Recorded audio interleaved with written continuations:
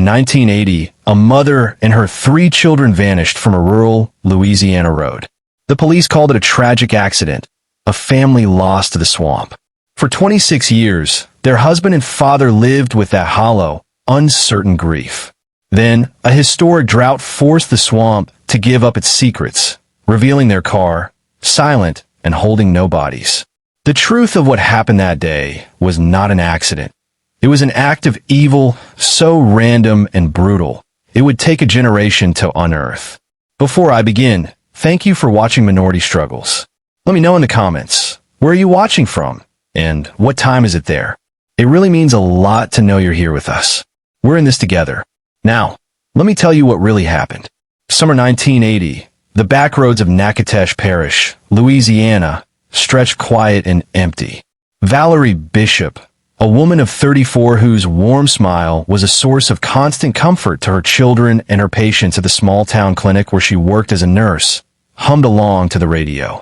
In the back, her 3 children were a familiar, happy tumble of youthful energy. Jeremiah, at 14, was the responsible older brother, his lanky frame already hinting at the football star he hoped to become. He was trying to read a comic book, though his attention was mostly on his younger siblings. Simone, 11, was the quiet observer, her nose already buried in a library book, her mind a universe away. And little Marcus, just 7, was the family's bright spark, a bundle of energy currently trying to get his G.I. Joe action figure to stand on the vibrating dashboard. They were on their way to visit Valerie's mother for the weekend, a routine 2-hour drive that would take them through the beautiful but treacherous heart of the Kisatchie National Forest. Her husband, Elias, a skilled and hardworking auto mechanic, had stayed behind. He had picked up an extra weekend shift at the garage, hoping to save enough money to finally take the whole family on a real vacation to Florida later that year. He'd kissed Valerie goodbye that morning, the familiar scent of her perfume mixing with the garage's smell of oil and steel on his clothes. "You drive safe now," he'd said. "Call me when you get there." "Always do," she'd replied with a smile. The first part of the drive was uneventful. They passed familiar landmarks, the old gas station with the rusted Coca-Cola sign, the turnoff for Miller's Pond. But Valerie, wanting to show the children a particularly beautiful, less-traveled scenic route her father had once shown her, decided on a small detour. She turned off the main parish highway onto a narrow, less-maintained asphalt road, one that wound its way deep into a section of the forest known for its dense cypress swamps and stunning, albeit eerie, beauty. The towering cypress trees, draped in Spanish moss, formed a dense canopy overhead, plunging the road into a cool, green twilight. The air grew stiller, the sounds of the wider world replaced by the drone of insects and the distant cry of a hawk.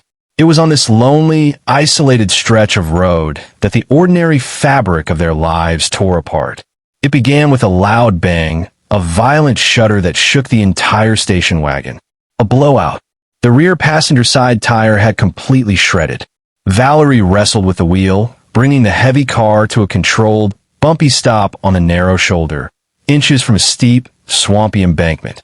With a frustrated sigh, she got out to assess the damage. The tire was ruined. She was a capable woman.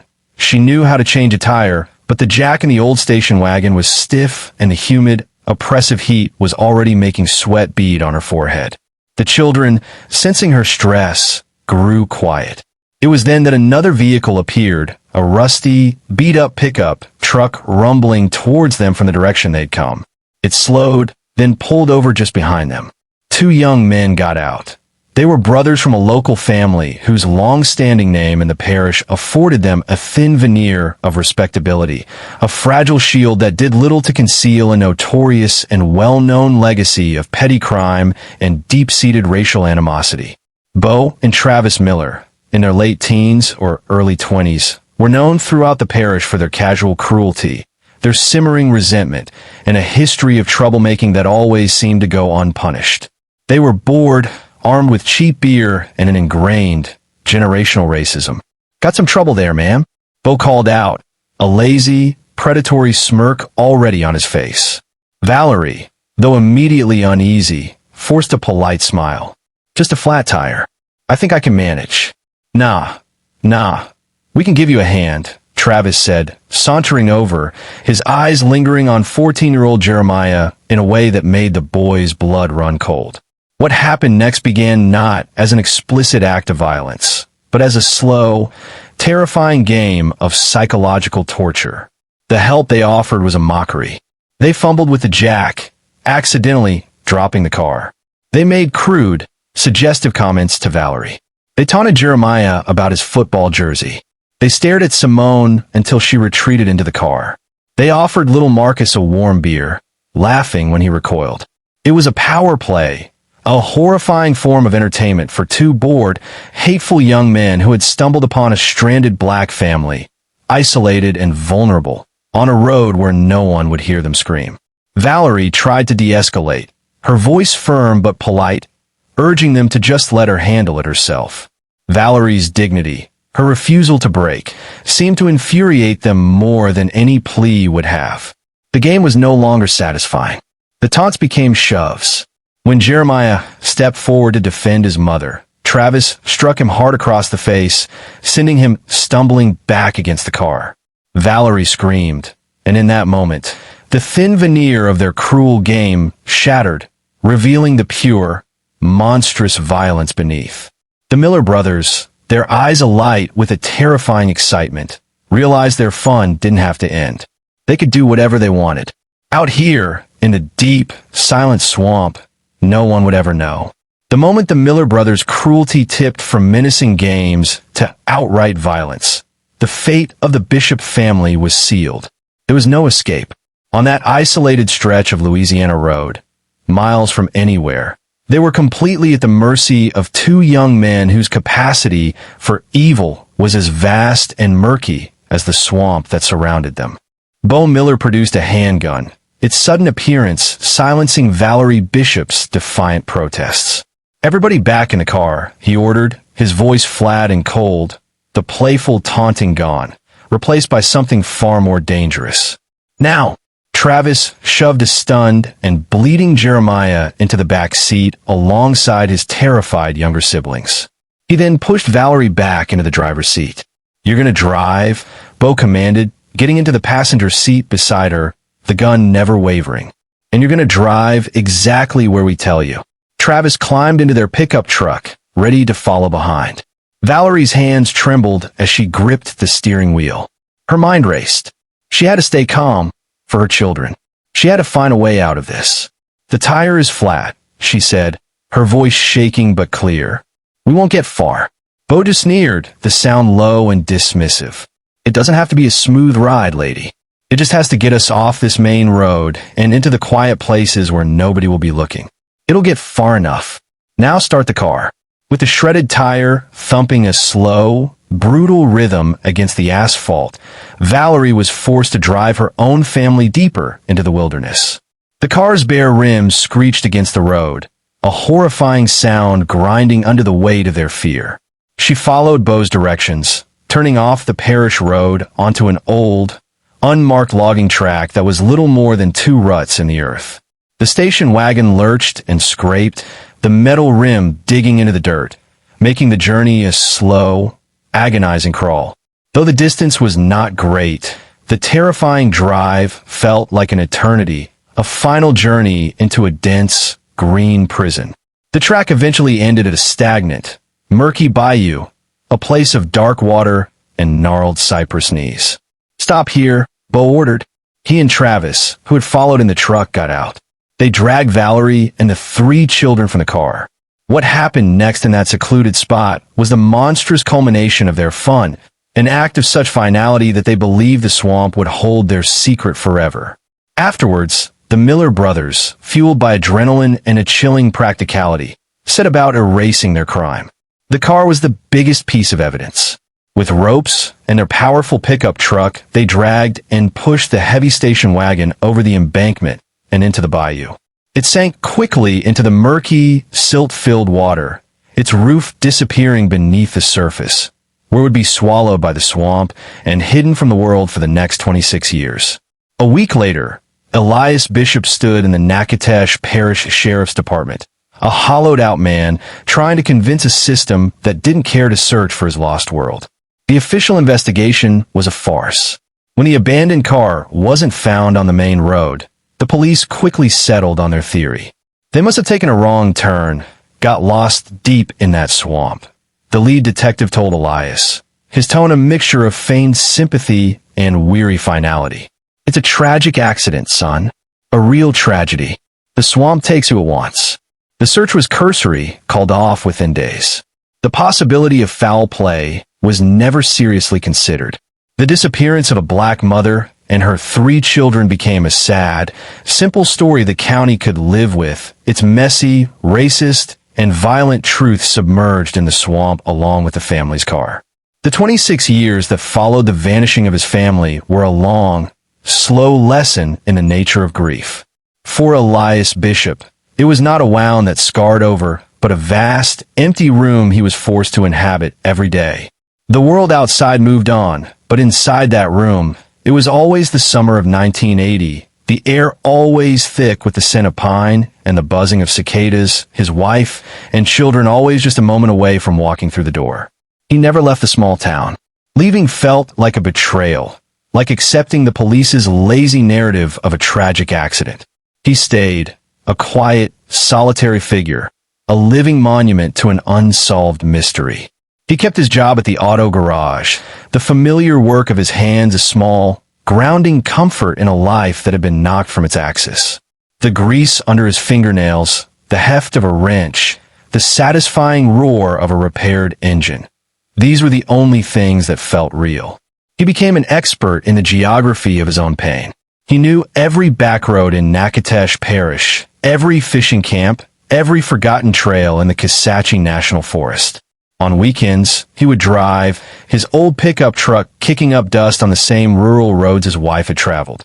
He'd park near the spot where their car was presumed to have gone missing and walk the edge of the swamp, his eyes scanning the murky water, searching for a sign, a clue, anything. He was looking for ghosts. The silence from the community was a different kind of pain. In the beginning, there was sympathy, casseroles left on his doorstep, hushed condolences at the grocery store. But time eroded their attention. His tragedy became a part of the local folklore, a story parents told their children to scare them into staying on the main roads. "That's Mr. Bishop," they'd whisper. His whole family disappeared out in the swamp. They saw him as a figure of pity, a man defined by his loss. They didn't see the fire of quiet rage that still burned within him, the unwavering conviction that his family had not been lost to an accident, but had been taken by a human evil. He occasionally tried to talk to the police, to new sheriffs, new detectives who cycled through the department over the years. He'd bring them the old file, his own notes, the whispers he'd heard about the lawless Miller brothers and their reputation for casual violence and racist taunts. He was always met with the same polite, dismissive patience. It was a cold case, an accident. There was nothing more to be done. It was a closed chapter. He watched the Miller brothers, Bo and Travis, from a distance. He saw them grow from belligerent youths into hard-faced, middle-aged men. They ran a small logging operation, married, had children of their own. They were unremarkable members of the community, their past troublemaking forgotten by most. But every time Elias saw them in town, saw their cold, empty eyes, he felt a visceral certainty that they knew something. But he had no proof, just a father's intuition, a grief that had sharpened into a kind of second sight. It was a knowledge he couldn't prove, a truth that lived only inside him, a silent, maddening torment. He learned to live with the ghosts. He would have conversations with Valerie in the quiet of his empty house, telling her about his day. He kept the children's rooms untouched, their clothes still in the drawers, their school books on the shelves. He could still see Jeremiah, tall and proud in his football jersey, Simone, her nose buried in a book, and little Marcus, his G.I. Joe action figure clutched in his hand. The memories were a source of both profound love and unbearable pain. By 2006, Elias Bishop was 61 years old. His hair was streaked with gray, his face a roadmap of his long sorrow. The fire in his gut had not been extinguished, but it had banked low, a glowing coal of quiet resolve. He had accepted that he would likely die without ever knowing the truth, that his family's final moments would remain a secret held tight by the dark, silent waters of the Louisiana swamp. The 26-year vigil had taken its toll, leaving him a man defined not by the life he had lived, but by the lives that had been stolen from him. He didn't know that the earth itself, after a long, punishing drought, was about to give up a secret of its own. The autumn of 2006 brought a season of relentless, punishing heat to Louisiana. A historic drought had gripped the state for months, its thirsty presence felt in the cracked earth of farmers' fields and the receding shorelines of lakes and rivers. In the deep, swampy heart of the Kisatchie National Forest, the water levels dropped to a point no one had ever seen before. Ancient cypress knees, usually submerged, were now exposed, their knobby forms rising from the dark, rich mud like the bones of the earth. The murky bayous, once deep and impassable, had shrunk to shallow, stagnant pools. It was during this time that Catfish John Landry, a man in his late 60s who knew the swamps better than his own backyard, decided to take his small flat-bottomed boat into a section of the bayou system rarely navigated. The low water levels had opened up new channels, revealing parts of the swamp bed that had been hidden for generations. He was searching for old, sunken cypress logs, valuable treasures if he could retrieve them.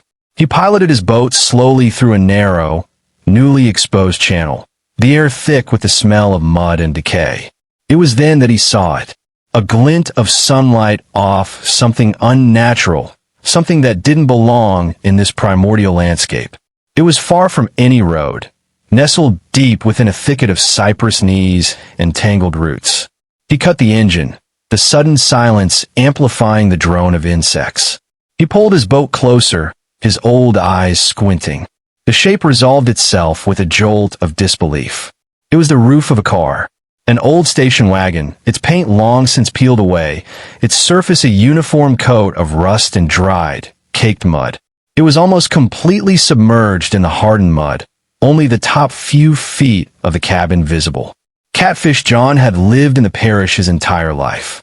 He knew the local legends, the stories whispered in bait shops and late-night diners. And he remembered the one about the Bishop family, the nurse, and her 3 kids who had driven into the swamp one day in 1980 and never come out. Everyone had assumed their car had gone off the road into deep water, lost forever. But this was miles from that road, in a place a car couldn't possibly have ended up by accident. He knew immediately what he had to do. He pulled his boat back out of the channel, his heart pounding a little faster than usual, and headed for the nearest fish camp to call the sheriff.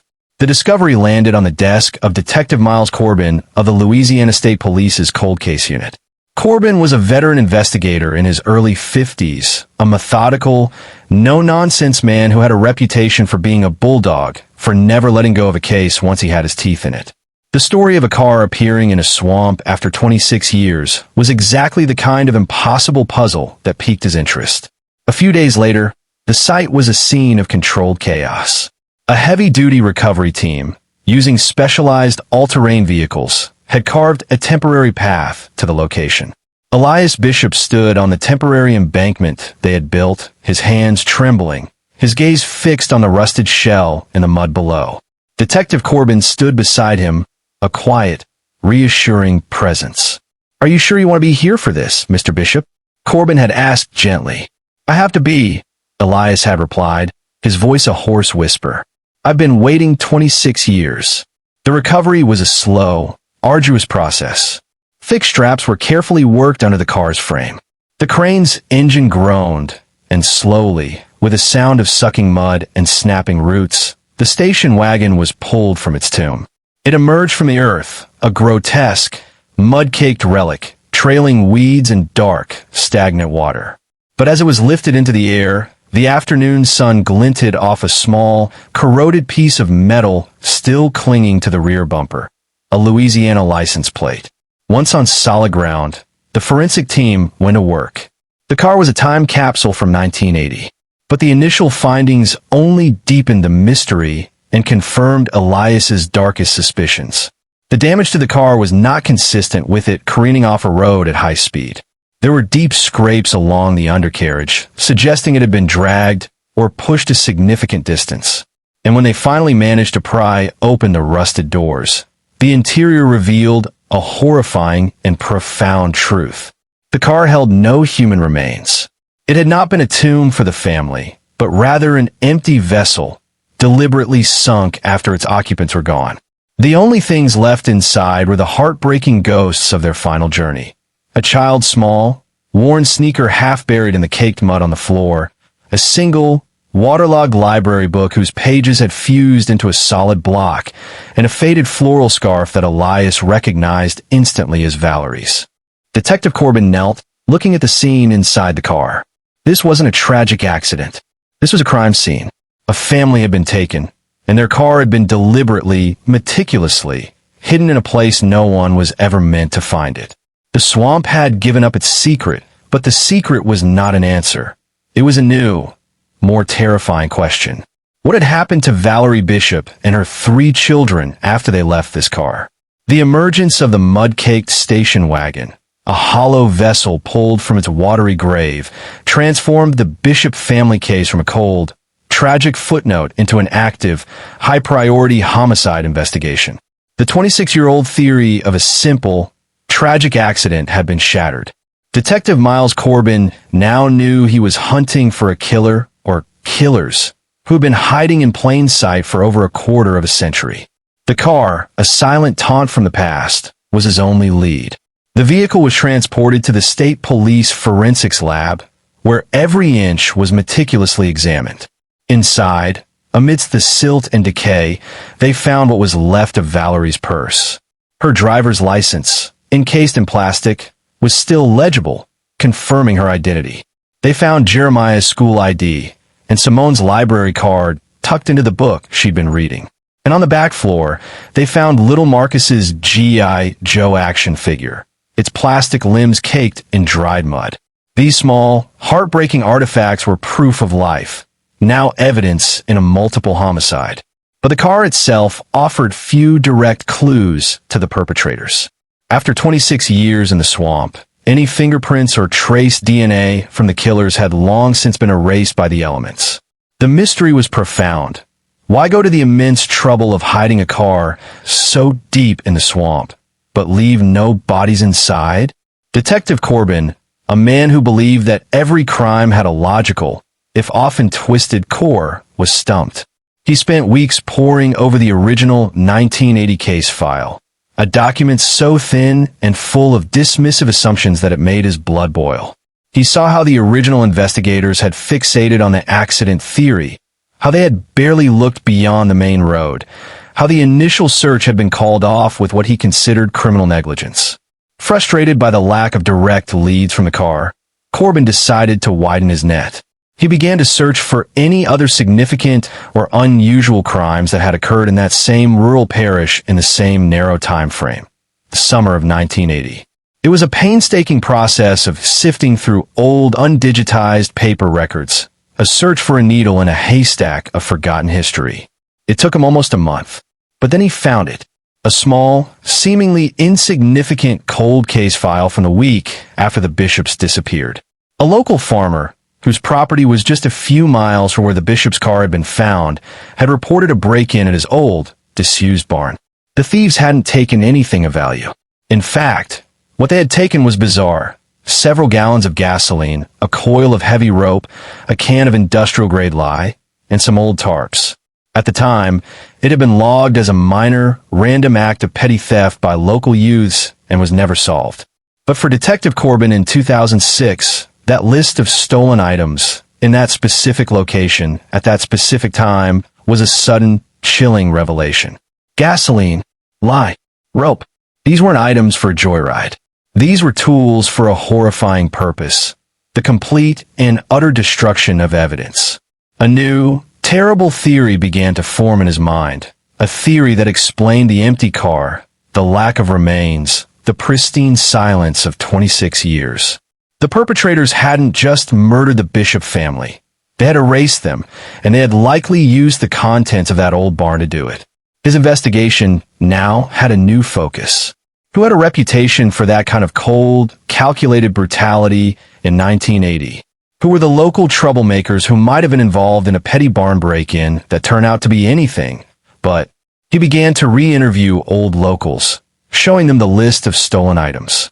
And one name kept coming up, whispered with a fear that had not faded with the decades: the Miller brothers, Bo and Travis Miller. In 1980, they were reckless, violent youths, known for their racist taunts, their love of intimidation, and a string of minor crimes. He confirmed that they had been peripherally questioned about the barn break-in back then, but with no evidence and a lazy investigation, they had been quickly dismissed. Detective Corbin pulled their old files. He saw their history, their connections. He saw how they had grown into seemingly ordinary middle-aged members of the community. But he also saw how the whispers of their youthful cruelty had never entirely faded. The discovery of the station wagon had shattered the accident theory.